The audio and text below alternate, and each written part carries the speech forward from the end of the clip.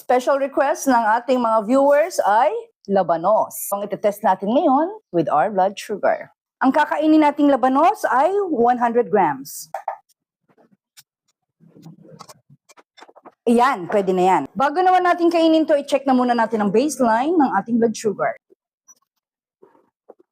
119 as of 10:25 a.m. Kakainin lang muna natin tong 100 grams ng labanos at babalik tayo makalipas ng isang oras para makita kung ano ang magiging galaw ng ating blood sugar sa labanos. Aga ko lang to, walang lasa. Kaya lalagyan natin siya ng ating paboritong seasoning, parsley garlic salt.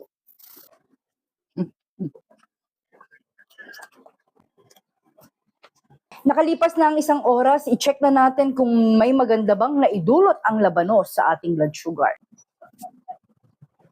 115 as of 11:27 a.m.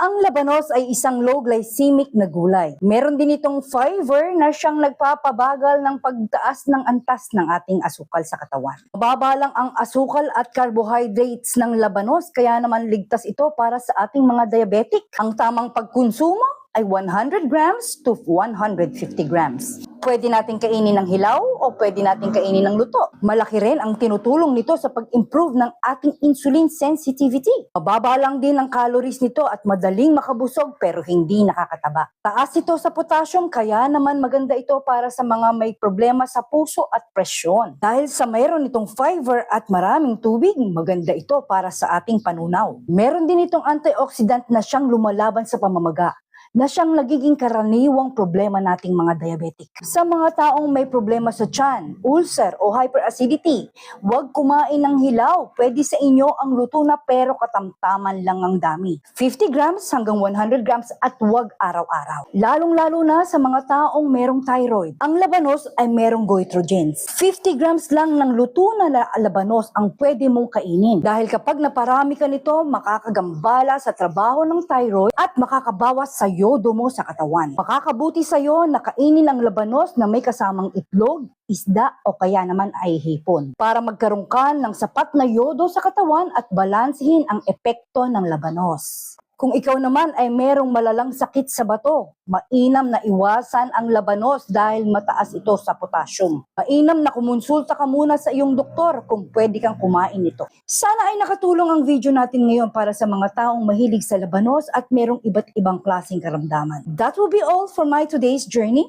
See you all tomorrow for my tomorrow's journey. Bye!